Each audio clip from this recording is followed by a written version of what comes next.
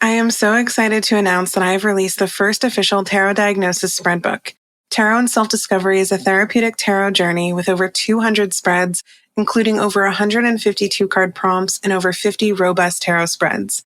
You can purchase a physical copy on Amazon or a digital copy at thetarotdiagnosis.com.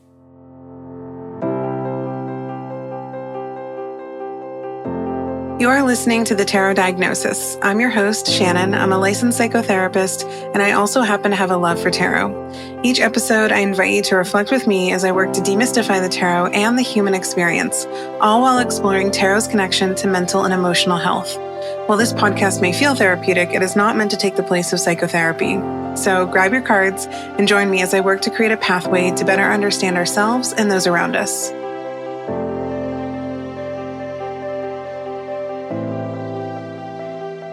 Well, hello, everyone. So, like many of you, I have been in a state of grief this week and kind of dissociating, staring off into space, staring at the wall, not really super present. And I mean, if I'm being honest, I'm still kind of in that state. It's definitely a little bit better than earlier in the week. But yeah, I've been plagued by so many questions and confusion, just like I know a lot of you have as well. I knew I wanted to record an episode this week, but I didn't feel right just recording and releasing, a normal episode on one of my usual topics and not acknowledging the pain and discomfort and fear and confusion that so many of us, especially my listeners, are experiencing right now. So yeah, I'm doing something a little different today. And we're just going to let tarot run the show and guide the discussion and just see what emerges. So yeah, you're going to see me engage with tarot in a way that I would normally engage with the cards privately. So you're going to be able to kind of get like a inside glimpse into, if I was just sitting here pulling cards for myself, how I might interpret them, especially in relation to what's going on in the world. But yeah, what I'm going to be pulling for and how I'm going to be reflecting on the cards isn't going to be just for me, though. I hope that you all walk away with, a tidbit of insight or even just like some clarity in how you want to move forward. And hopefully tarot helps us do that. So before I kind of let tarot run the show here, a little bright spot in the last week, a few days ago, I was browsing the shelves at Barnes & Noble, as one does. And I was super excited to see a little deck called the Change Tarot. And I immediately recognized that it was created by Jessica Dore, who is the author of Tarot for Change. And I'm a huge fan of Dore's work. So I knew I had to grab her deck. And that's what I'm going to be using today, which also feels pretty fitting. So yeah, if you have been thinking about getting it, I totally recommend it. This is also not sponsored. She did not send me this deck. I bought it on my own accord. The only kind of, downfall, I guess, is it's not super easy to shuffle. I wish it was a little bit. I love when a deck shuffles so nicely. And this one you kind of have to do some work with to get it to shuffle the way you want it to. But other than that, I really like the color scheme, a lot of kind of muted tones, which is kind of my jam. So yeah, and if you get my email newsletter with the episode announcements, you'll be able to see what this looks like, as well as the cards that I'm pulling for this episode. So if you haven't pulled that email up, you might want to do it now so you can follow along with what I pull.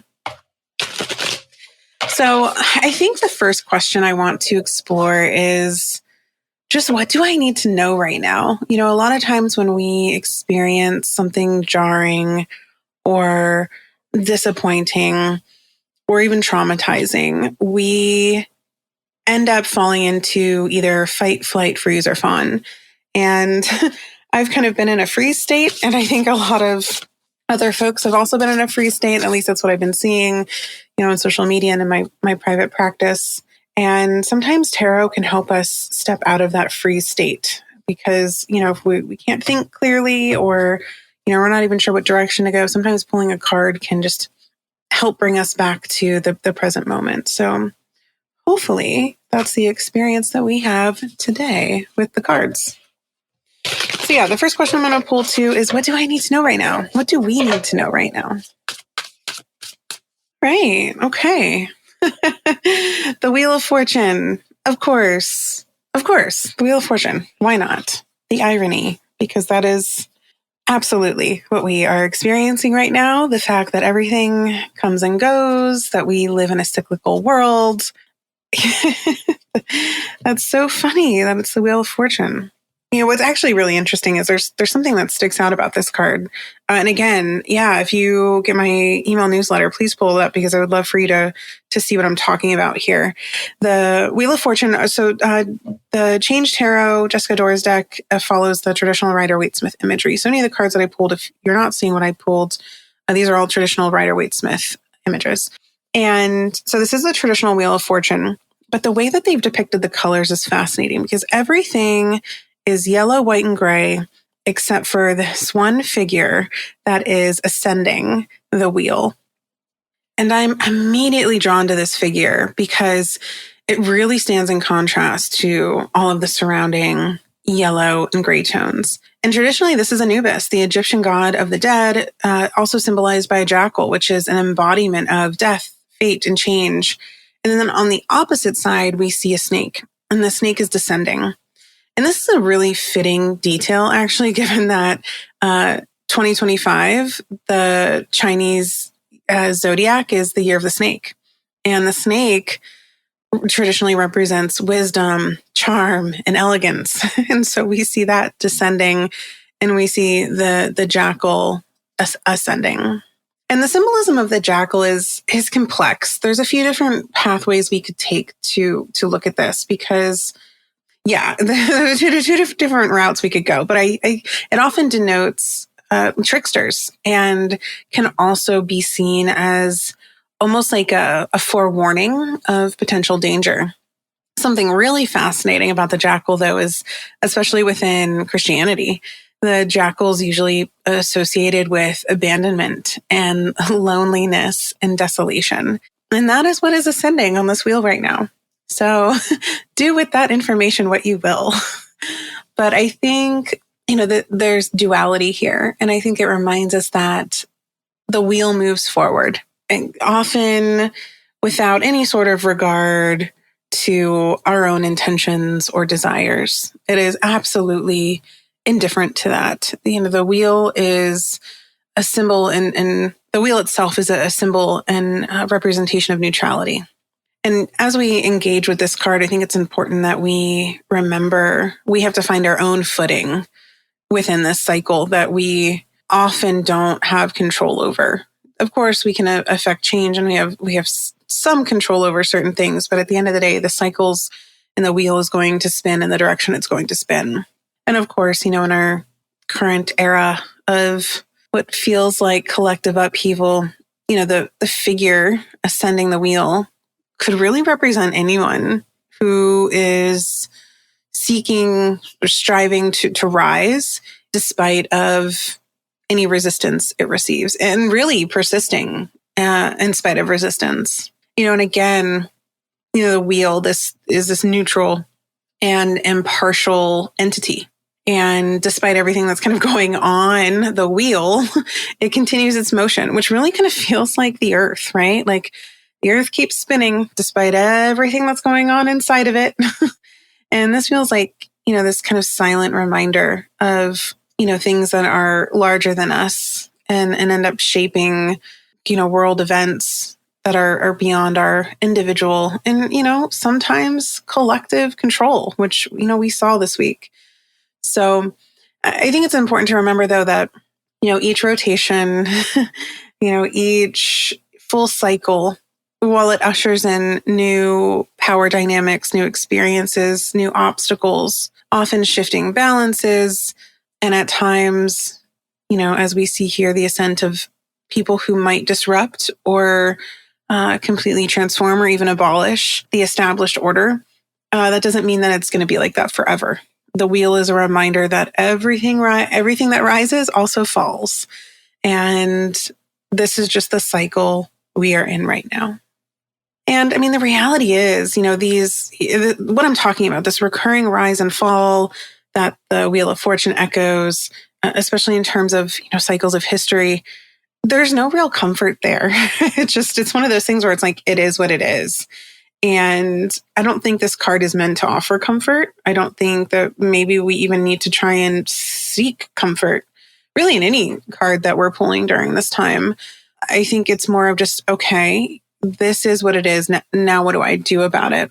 And personally, I tend to try to find a sense of groundedness, internal and external stability in some Buddhist teachings. Usually when stuff like this happens, like I always reach for Pema Chodron when things fall apart. But, Buddhism, there's these Four Noble Truths, and it begins with acknowledging the inherent presence of suffering and discomfort in life. And that's kind of where I lean during times like this. I'm like, oh yeah, I have to remember that life is about trying to figure out how to exist alongside suffering. And again, even this awareness does not necessarily provide solace, but it does offer, at least for me, kind of just a path forward towards understanding that, we are just navigating. That is what we're doing. We are navigating the complexities of life, and in this case, the Wheel of Fortune. Let's go ahead and pull another card. So I think for this one, I think I'm going to pull on just maybe guidance, because, okay, we got the Wheel of Fortune. It's like, hey, this is what's happening. And, we're all like, yep, yeah, we see it. We're living it. So yeah, let's just see what comes out when we ask the cards for guidance.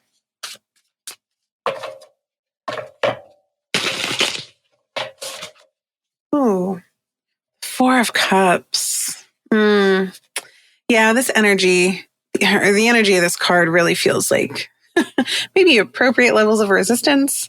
I don't know. I mean, there's an inherent component, of course, of an unwillingness to accept what's being offered. It's the standard interpretation of this card. But I'm not viewing this as rejection of reality, because I think it could be easy to view this card as that, like, oh, I refuse to accept, what's happening here. It almost feels more like a call to maybe some levels of authenticity and truth, a reminder to kind of stay vigilant and stay focused and not be easily swayed, especially by like empty platitudes or even like alluring promises that we might be hearing. So actually, in other words, don't drink the Kool-Aid, don't fall blindly to or for, any sort of narratives or empty promises or solutions that, are being thrown at us, especially those that seem more convenient, but actually lack substance and actual merit and benefit us, in our communities and what's important to us. So it's interesting looking at the Four of Cups through the lens of the world right now, because it really does shift the meaning. I think it's really easy for a lot of us to pull this card and say, oh, like, what are you being resistant to? Why aren't you accepting what's being offered to you? Look how exciting this looks. And I don't know, the arm's coming out of a cloud in the sky. Like, that doesn't seem realistic. It kind of seems like an illusion. And I like that this person is ignoring that and saying, no, I'm sitting here and holding true to what I know I deserve and what is important to me. Traditionally, the Four of Cups, the figure in this card is sitting under a tree, and we see that in this image as well. Their arms are crossed, and again, they're like not really interested in whatever's being extended to them from above. And I really appreciate the posture here because it's more than a refusal to just simply not accept. And it really honestly feels more like I'm not surrendering my personal agency. And then the tree here is really symbolic as well. It's, evocative of rootedness, strength, and the wisdom that comes from returning to and then staying focused on our values. And then, of course, like sitting under this tree, there's a level of protection here. Their back is supported by the tree itself. They're getting shade from the leaves. And I think that's maybe a nudge, especially if this is a card of guidance, to ask ourselves, where can we seek solace? Where can we find comfort? How can we feel a sense of security, especially like immediately around us in our community? Who can we go to, especially when we're feeling disconnected? Because it's so easy to feel alone and isolated in times like this. And so I really like a lot of the symbolic elements of this card. And it's actually, despite why I'm reading or even pulling cards today, it feels kind of comforting to look at the Four of Cups this way, because I don't know if I've ever truly viewed the Four of Cups through this lens. And I'm really liking it right now. It's kind of always been this card that I'm like, meh, whatever, Four of Cups, it is what it is. But I don't know. Something feels really exciting about the way the Four of Cups feels right now. So yeah, I don't know. And then, in this context, again, I feel like it's more than just a symbol of dissatisfaction or withdrawal. That's another way we tend to view this card. It really feels like a reminder to stay true to ourselves and a symbolism of authenticity, especially, as we face these collective challenges. There's going to be so many moments of fear, weariness, confusion, times when we feel pressure to maybe give in and just kind of go with the masses.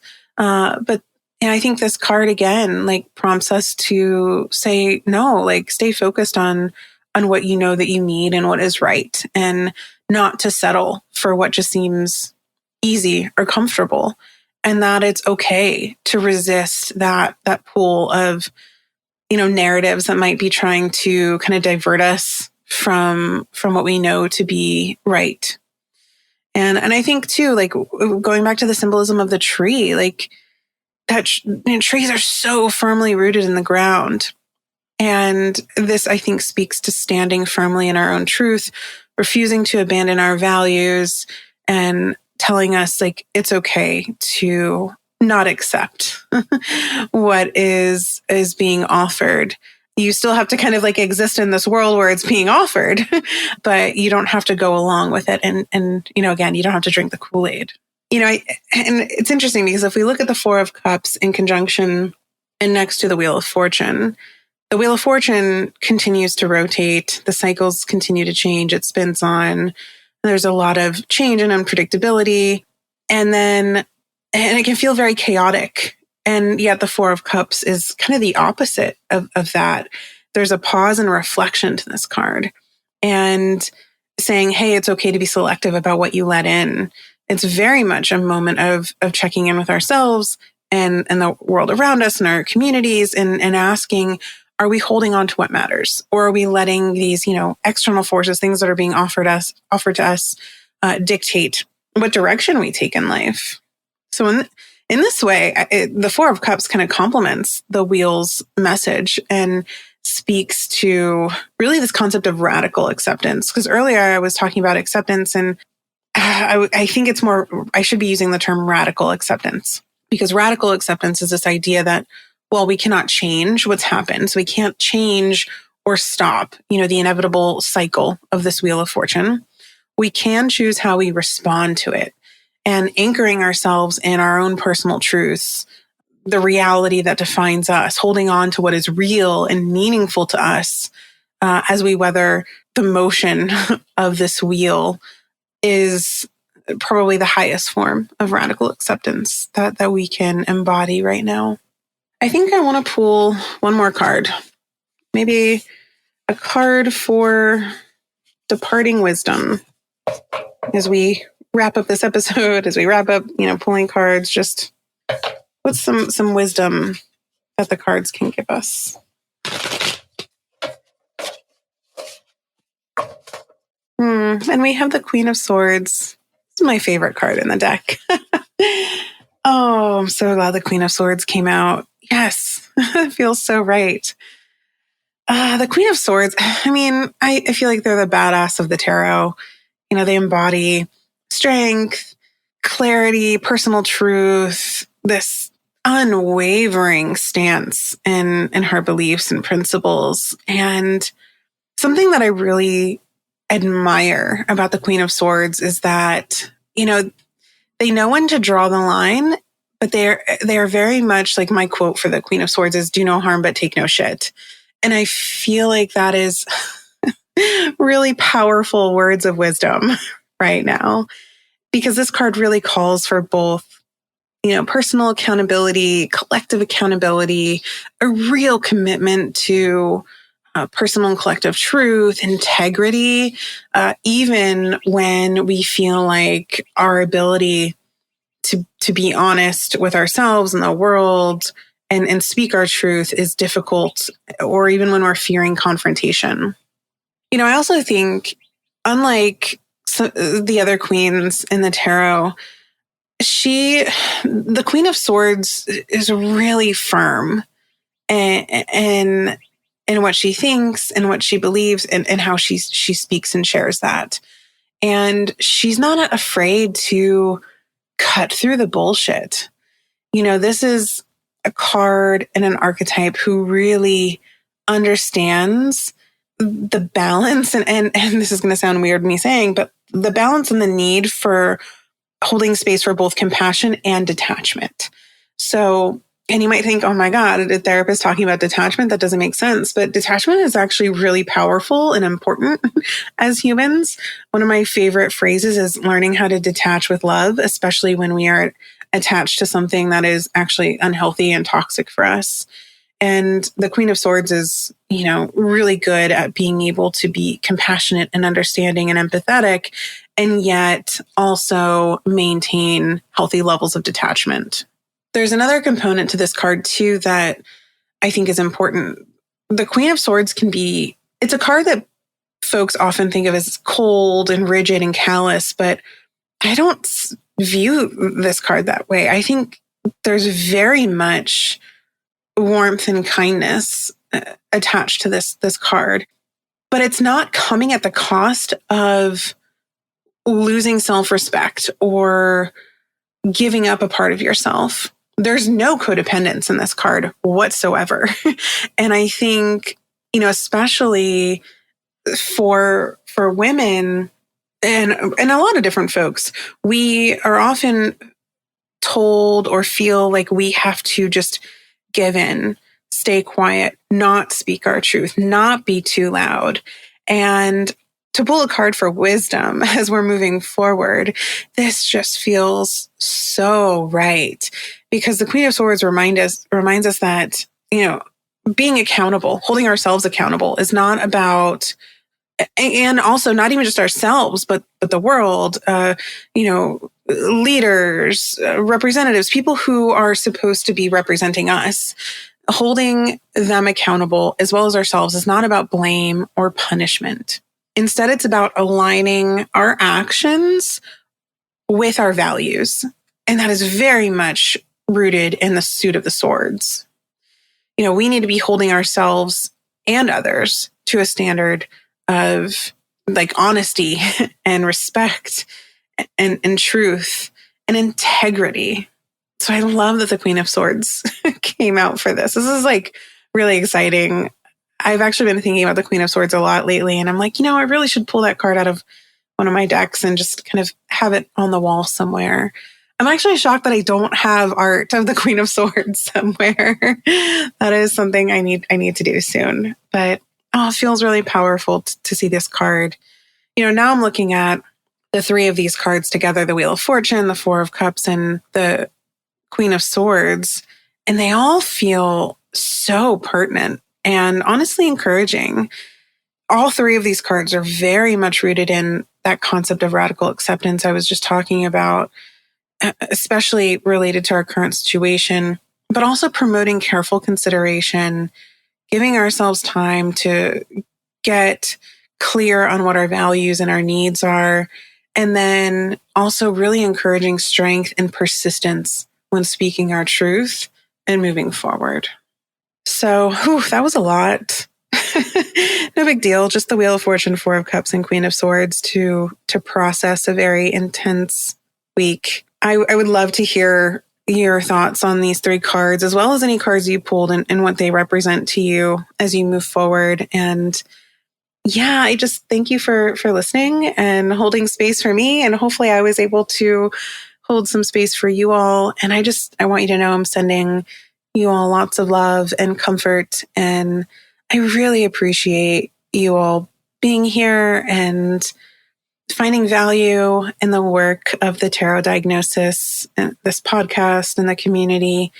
I really just can't express enough gratitude for the fact that you all find value in talking about psychology and therapy and how it relates to the tarot and how the tarot relates to all of that. So thank you all so much.